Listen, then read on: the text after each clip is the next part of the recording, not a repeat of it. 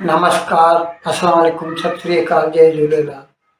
मैं हूं जी प्रेम मटनानी और आप देख रहे हैं हालात हाजरा का प्रोग्राम। हकीकत ये है, इब्तदा में आपसे दरख्वास्त है, चैनल जरूर सब्सक्राइब करें। दोस्तों, आज हम फिर पाकिस्तान की बात करते हैं। पाकिस्तान का जो जनूब मगरबी सूबा है, सबसे बड़ा सूबा है एरिया वाइज, बलूचिस्तान, और वहाँ पर हुकूमत मुखालिफ वाक़यात होते रहते हैं। हमने कई मौक़ों पर आपको इससे मुतला किया है। ख़ास तौर पर ये जो चाइना पाकिस्तान इकोनॉमिक कॉरिडोर है, जो कि सिंकियांग के काशगर से शुरू होकर बलूचिस्तान के ग्वादर बंदर तक पहुंचता है, तो बलूचिस्तान वाले इसके मुखालिफ हैं और इसके लिए उन्होंने कई मरतबा चीनी बंदों को या पंजाबियों को जो है निशाना बनाया है। अब कल उन्होंने एक रेलगाड़ी जिसका नाम है जाफर एक्सप्रेस, जो कि कोयटा और पेशावर के दरमियान चलती है। अब जाहिर है क्योंकि ये बलूचिस्तान से, पंजाब से होती हुई केपी के खैबर पख्तूनख्वा जाती है, तो इसमें ज़्यादातर पंजाबी लोग या पाकिस्तान आर्मी के बंदे रहते हैं।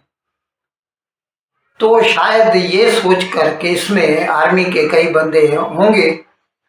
सिपी के नज़दीक जो है एक टनल के दहाने पर बलूचिस्तान लिबरेशन आर्मी के जियालों ने इसके ऊपर हमला कर दिया। पहले तो उन्होंने पटड़ी उड़ा दी और जिसकी वजह से ड्राइवर सख्त जख्मी हुआ है गाड़ी का, और फिर गाड़ी के ऊपर कब्जा कर लिया। कहते हैं गाड़ी में टोटल 500 मुसाफिर थे और जिनमें तकरीबन 100 के करीब पाकिस्तानी फौज से या उनके ख़ानदानों से ताल्लुक़ रखते हैं। कई लोग छुट्टियों पे वापस जा रहे थे, फौज के जवान उसमें। अब ये कल दोपहर को 1-1:30 बजे का वाक़या है। बीएलए वालों का कहना है कि हमारे बंदे जो सरकार के कब्जे में हैं वो हमें वापस कर दें, तो हम ये जो अभी उन्होंने पूरी गाड़ी को हाईजैक कर दिया है, तो दे आर होस्टेज, हम होस्टेज को रिहा कर देंगे। अच्छा, इसमें से जो सिविलियन हैं और उनमें से भी जो नॉन पंजाबी किस्म के सिविलियंस हैं, तकरीबन ऐसे 80 बंदों को उन्होंने रिहा कर दिया है बीएलए वालों ने। ये अलग बात है कि पाकिस्तान सरकार उसको अपनी कामयाबी कह के बता रही है कि हमने उनको रिहा करवाया है, जबकि ऐसा कुछ भी नहीं है। हाँ, गोलीबारी दोनों बाजुओं से हो रही है और जिसमें पाकिस्तान फौज ने ये दावा किया है कि हमने 16 दहशतगर्दों को या बीएलए के जियालों को जो है ख़त्म कर दिया है। लेकिन ये भी उनकी एक दावा ही है, क्योंकि अगर वो ख़त्म हुए भी हैं तो वो इनको कैसे मालूम, वो लाशें इनके पास तो हैं नहीं। तो मैं अर्ज़ कर रहा था, पाकिस्तान सरकार या उनके जो माउथ पीसेस हैं पाकिस्तानी टीवी चैनल, वो लोग कुछ इस तरह से ये खबरें दे रहे हैं कि भाई ये जो दहशतगर्द हैं उन्होंने ख़वातीन और बच्चों को ढाल बना रखा है, जबकि ये कतई गलत है। अगर ऐसा होता तो वो लोग 80 सिविलियंस को रिहा नहीं करते। हाँ, ये अलग बात है कि जो आर्मी के बंदे हैं उनके जो ख़ानदान वाले हैं उनको बीएलए वालों ने रोक रखा है और उनकी मांग है कि जो हमारे लोग सरकार की गिरफ्त में हैं, सरकार के जेलों में हैं, उनको रिहा किया जाए। अभी एक पाकिस्तानी चैनल पे मैंने सुना, वो तो खुद पाकिस्तानी सरकार की शिकायत कर रहे थे कि इतना वक्त बीत चुका है, तकरीबन 1 दिन होने को आ रहा है, 24 घंटे, पाकिस्तान सरकार में से न तो वज़ीर आज़म, न तो वज़ीर दाखिला और न वज़ीर दिफा, क्योंकि मिलिट्री के बंदों को उसने उन्होंने जो है यरगमाल बना रखा है।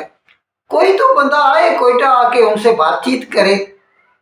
उन्होंने लोकल जो एडमिनिस्ट्रेशन है उनको कहा है कि आप संभालिए, और अभी वो इस किस्म के ऑप्शंस पर गौर कर रहे हैं कि वो स्टॉर्म कर सकते हैं, यानी रेस्क्यू ऑपरेशन, मिलिट्री ऑपरेशन कर सकते हैं। जबकि इसके खिलाफ पहले ही बीएलए वालों ने जो है उनको मुतनबा कर दिया है कि अगर आपने ऐसी कोई कोशिश की तो जो सिविलियंस या जो बंदे मतलब आर्मी वाले भी उनकी गिरफ्त में हैं, उनके पास यरगमाल हैं, वो उन सबको कत्ल कर देंगे।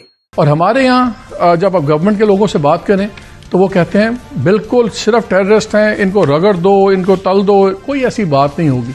मैं एक अमृता सेन, एक नोबेल लॉरिएट है, इकोनॉमिस्ट हैं, सोशल फिलोसफर हैं, उनका एक जुमला मैं एक किताब पढ़ा था, याद आ गया। उसमें लिखा, outrage can be use to motivate rather than to replace reasoning, कि जब बहुत बड़ा कोई ऐसा गुस्सा और ऐसा चीज़ हो तो उसको आप इस्तेमाल करेंगे रीजनिंग ढूंढें। रीजनिंग है, टेररिस्ट हैं, टेररिस्ट फॉरेन फंडेड भी हैं, बीएलए वाले दूसरे माल खा रहे हैं, इंडिया से भी खा रहे हैं, कुछ गल्फ स्टेट्स हैं उनसे भी खा रहे हैं, लेकिन वो कर क्या रहे हैं?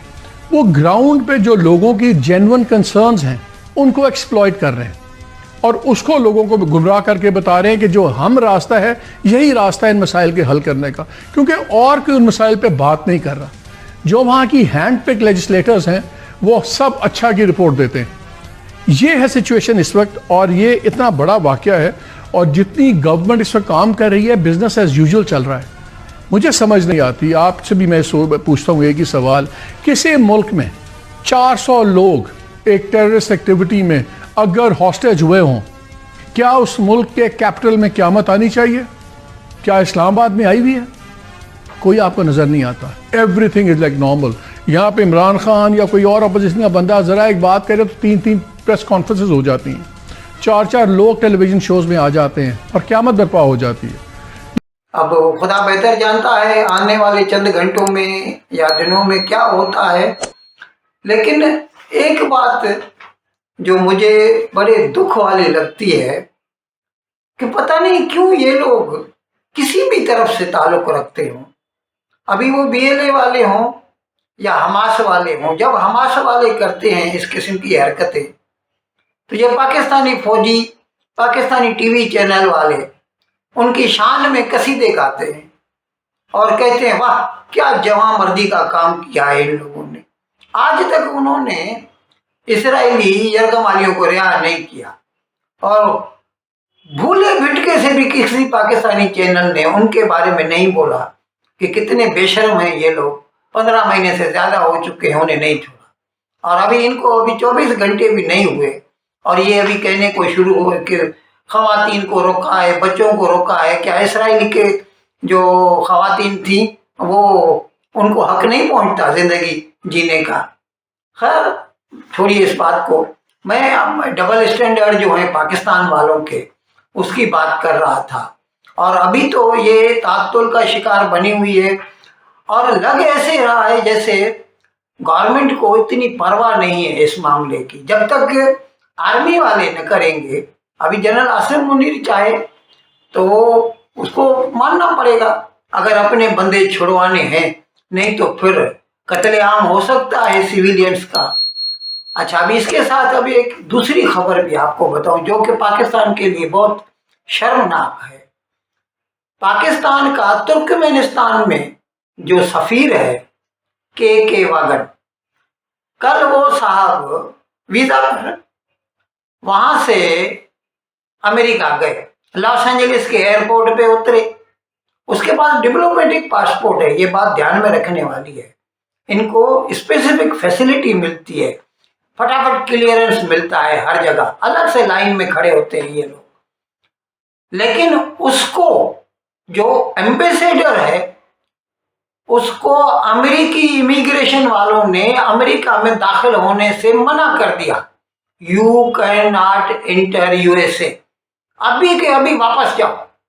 अब इस किस्म के वाक़यात तब हो सकते हैं जब वो बंदा जो हो अमेरिका के लिए सिक्योरिटी रिस्क हो, टेररिस्ट किस्म का हो, या फिर ऐसा हो कि भाई उस पर ये शक हो कि ये अमेरिका में आया है तो अभी वापस नहीं जाएगा। जिस तरह के मैं 2-3 प्रोग्राम कर चुका हूँ, कल भी मैंने किया था, बताया था कि किस तरह ट्रंप जो है वो पाकिस्तानी और अफगानियों को टोटल वीज़ा देने के खिलाफ है और चाहता है कि ये बंद कर दे। और इस तरह जो भी प्रो हमास किस्म के एलिमेंट्स हैं, भले वो पाकिस्तानी हो, फ़लस्तीनी हो या इराकी हो, सीरियन हो, उनको चुन चुन कर वो अमेरिका से निकाल बाहर करेगा। लेकिन ये सबसे बड़ी बात है, एक ambassador, sitting ambassador, he is not allowed to enter USA. ये पाकिस्तान के लिए शर्म का मुकाम है।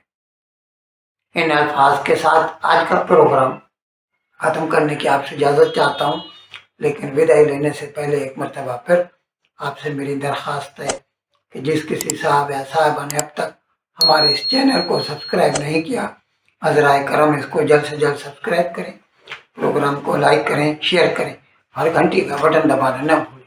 बहुत बहुत शुक्रिया। खुदा हाफ़िज़।